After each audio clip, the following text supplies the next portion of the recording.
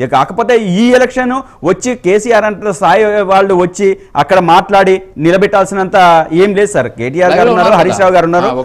అనుకోకుండా జరిగిన పరిణామం వల్ల హరీష్ రావు గారు వాళ్ళ నాన్నగారు చనిపోవటము ఆ ప్రాబ్లం తప్ప మిగతా ఏం లేదు సార్. ఖచ్చితంగా కేసీఆర్ గారు ఫర్ గా ఉన్నారు. అదేవిధంగా అన్ని విషయాలు తన నోటీస్ లో ఉన్నాయి.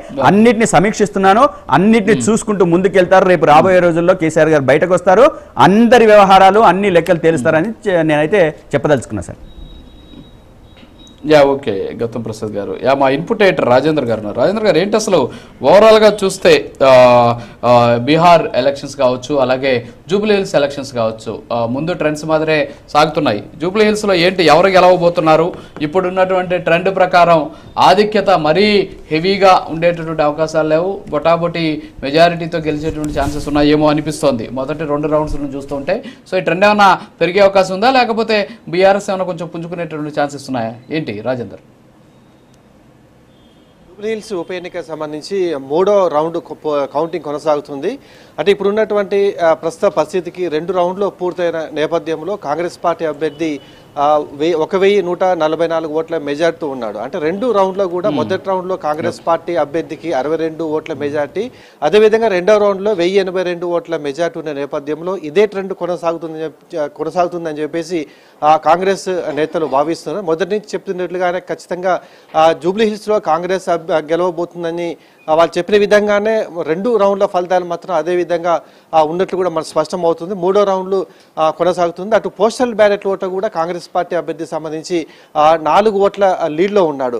అంటే ఇప్పుడు 3 రౌండ్ల కౌంటింగ్ ప్రారంభమైన నేపథ్యంలో ఇదే ట్రెండ్ కొనసాగుతుందని అంచనా వేస్తున్నారు. ఏదైతే బీఆర్ఎస్ పార్టీకి సంబంధించి షేక్పేట డివిజన్లో దానికి సంబంధించి కౌంటింగ్ ప్రారంభమైన నేపథ్యంలోనే అక్కడ కూడా 50-50 వస్తుందని అంచనా వేశారు. కానీ అనూహ్యంగా ఇప్పుడు 1000 ఓట్ల పైగా కాంగ్రెస్ అభ్యర్థి లీడ్లో ఉన్న నేపథ్యంలో తదుపరి యూసుఫ్గూడ, అహ్మద్ నగర్, వెంగళరావు నగర్ ఇట్లాంటి పరిస్థితుల్లో కూడా ఏ విధంగా కౌంటింగ్ లో ఫలితాలు లాగబోతున్నాయనే ఆసక్తి అందులో నెలకొంది.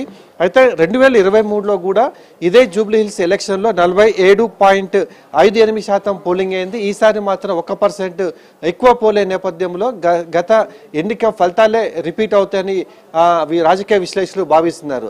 అంటే 2023 ఎన్నికలకు సంబంధించి 16,337 ఓట్ల మెజార్టీ బీఆర్ఎస్ పార్టీ అప్పుడు మాగంటి గోపీనాథ్ లీడ్ వచ్చింది ఆయనకప్పుడు. కానీ ఈసారి కూడా సేమ్ ట్రెండ్ కొనసాగుతుంది. 20,000 లోపు ఎవరికి వచ్చినా కానీ మెజార్టీ ఉంటుందని అంచనా వేస్తున్నారు. 2 రౌండ్లలో చూసినట్లయితే మాత్రం కాంగ్రెస్ అభ్యర్థి లీడ్లో ఉన్న నేపథ్యంలో ఇదే లీడ్ కొనసాగితే మాత్రం ఖచ్చితంగా కాంగ్రెస్ పార్టీ ఇక్కడ గెలిచే అవకాశాలు కనిపిస్తున్నాయి. కానీ బీఆర్ఎస్ వర్గాలు మాత్రం పోటాపోటీగా ఉండబోతుంది. ఖచ్చితంగా తాము గెలుస్తామనేటువంటి ధీమా ఇంకా వాళ్ళు ఉన్న నేపథ్యంలో 2 రౌండ్ల ఫలితాలు మాత్రం పూర్తిగా కాంగ్రెస్ పార్టీకి లీడ్ సాధించిన నేపథ్యంలో ఇంకో 8 రౌండ్లలో కూడా కౌంటింగ్ పూర్తి కావాల్సింది. మనకు అందుతున్న సమాచారం అయితే 3వ రౌండ్లు ఓటింగ్ ప్రక్రియ ప్రారంభమైనట్లు కూడా మనకు తెలుస్తుంది. అంటే ఖచ్చితంగా ముఖ్యమంత్రి కానీ చెప్పారు ఖచ్చితంగా బీఆర్ఎస్ ఇక్కడ ఓడిపోబోతుంది, బీజేపీకి డిపాజిట్ రాదని చెప్పి ఇప్పటికే కాంగ్రెస్ పార్టీ అంచనా వేసిన నేపథ్యంలోనే బీజేపీకి మాత్రం 2 రౌండ్లో కలిపి కేవలం 302 ఓట్లు మాత్రమే ఇక సాధించారు. అదేవిధంగా పోస్టల్ బ్యాలెట్ మాత్రం కేవలం 11 ఓట్లు మాత్రమే బీజేపీ క్యాండిడేట్ సాధించిన నేపథ్యంలో 2 రౌండ్లో పూర్తయ్యే వరకు మాత్రం ఇక్కడ కాంగ్రెస్ అభ్యర్థికే లీడ్ ఉన్నట్లు కూడా మనకు స్పష్టంగా తెలుస్తుంది. రాజు గారు. Yeah thank you sir, thank you.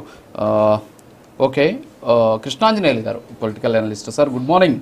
ఏంటి ఓవరాల్గా అనుకున్నట్టే బీహార్లో ముందుకు దూసుకుపోతుంది ఎన్డీఏ కూటమి? 152 స్థానాల్లో ఎన్డీఏ, అలాగే 78 స్థానాల్లో మహాగఠబంధన్. సో ఏంటి ఈ ట్రెండ్స్ ఏం చెప్పబోతున్నాయి? బీహార్లో భారీ స్థాయిలో గెలిస్తే నెక్స్ట్ బీజేపీ దేశవ్యాప్తంగా డబుల్ ఇంజన్ సర్కారు పేరుతోటి ఏ విధంగా ముందుకెళ్ళేటువంటి అవకాశం ఉన్నాయి? బీహార్ ఎన్నికల్ని ఎలా రెఫరెండంగా తీసుకునేటువంటి ఛాన్సెస్ ఉంది సార్? రాజు గారు నమస్తే. బీహార్ ఎన్నికలకు సంబంధించి ముందస్తుగానే ఎప్పుడైతే మొన్న పోలింగ్ అయిపోయిన వెంటనే జరిగినటువంటి మొత్తము పరిణామాలు ఇవన్నిటిని చూసిన తర్వాత ఎన్డీఏ గెలుపు అనేటువంటిది అనివార్యంగా కనపడుతుంది అనేటువంటిది సర్వేలన్నీ కూడా చెప్పినటువంటి అంశం. ఇప్పుడు ఆ సర్వేలు చెప్పినటువంటి దానికి అనుగుణంగానే ఎన్డీఏ ఆధిక్యంలో ఉన్నటువంటి పరిస్థితులు కూడా ఉన్నాయి. ఖచ్చితంగా ఎన్డీఏ మళ్ళీ గెలవటం బీహార్లో అంటే ఇది కేంద్రంలో ఉండేటువంటి నరేంద్ర మోడీ ప్రభుత్వానికి